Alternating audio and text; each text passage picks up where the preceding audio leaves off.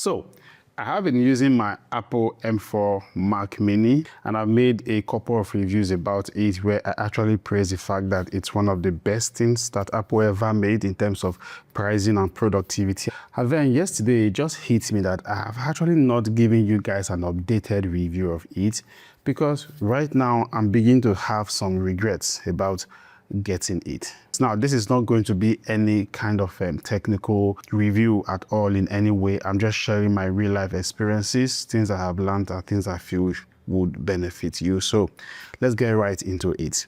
The very first regret I'm going to be talking about is getting the base version. Now, among the 3 regrets I will be sharing in this video, this is like the least of them all, because if you have been following the channel, you know I've made some videos in the past where I talked about the different docking stations, like the one from Orico or the one from Acasis. These are docking stations that comes with cases for your Mac Mini. You can use it to not just expand storage to as much as 16 terabytes if you have the SSDs. You also have access to lots of ports that do not come with the Mac Mini itself that you can use to connect other accessories. Now, why these docking stations are great, I've also seen comments of some people who talk about the fact that they make your Mac Mini that looks slick to feel a bit bulky. And for those of you who have this, maybe a compartment under your desk for your Mac Mini, it just doesn't make it possible for you to fit it in there. And that is what led me to get this new docking station. Now, this is an independent 16-in-1 USB-C docking station from a company called Cable Time.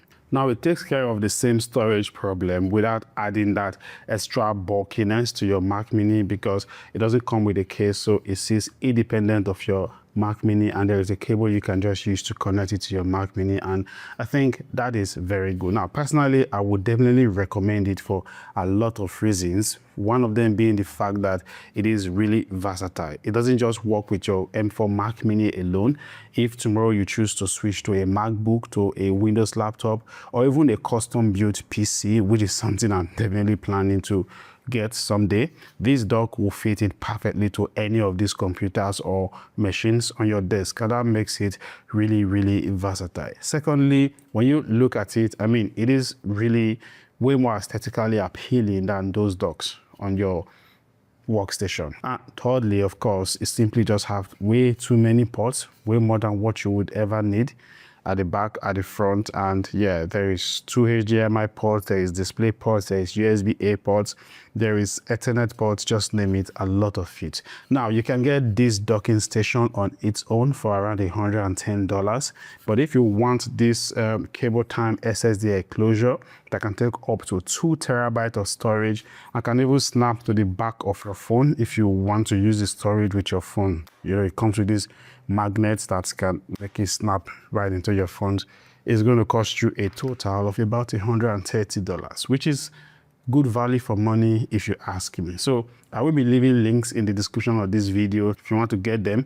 And of course, they are affiliate links. So yeah, using the links will definitely help the channel. Thank you in advance. Now let me talk about my regret number 2. And that is the fact that with the M4 Mac Mini, I cannot really upgrade my gear the way I would want to. Now, I only discovered this recently after shooting my very first podcast in my friend's studio. Now, he uses a way more sophisticated camera than the one I have. I use the Sony ZV-E10, but he uses the FX3 and the FX30. And if you know your cameras very well, those are super expensive, more sophisticated cameras that can shoot up to 8K quality. Now, when I got the file and the footage and came back home to edit it on my Premiere Pro with my M4 Mac Mini, let's just say everything went ballistic. So today, after how many months of using my Mac Mini, I'm exporting an 8K footage and I can finally hear the fan. Like, this is the very first time I would ever hear the fan of my Mac Mini running. Wow. This is serious. Like, that's the fan. I don't know if you can hear it.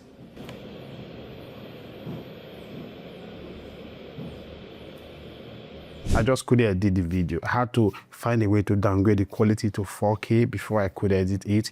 And yeah, the video is on the channel right now. I'll also leave links for you to check it out, but you get the point. So what that means is that if I plan to, which I'm already planning to, upgrade my cameras to the FS3 or the FS30, that means I also have to upgrade my M4 Mac Mini to maybe the Pro or something higher to be able to accommodate that. So yeah, that is something I didn't think about before now. I cannot 100% confirm if it's a problem with my editing software, if you are going to have the same issue if you're using CapCut with your Mac Mini, or you're using DaVinci Resolve, or even Final Cut. But you get the idea. Like I said, this is not really a technical video. This is just me sharing my personal experiences with the Mac Mini since I have been using it. So if you are considering to get the M4 Mac Mini, my advice for you will be this. Think not just about what you need right now, what you will be getting right now, but what you might need in, say, the next 2 or 3 years. If you plan to upgrade, if you plan to get better, which I think everyone does, something like that. So that is all about it. Thanks so much for watching. And yeah, don't forget to use my affiliate links. Like I said, it will be in the description below. And I think I'll catch you in my next video.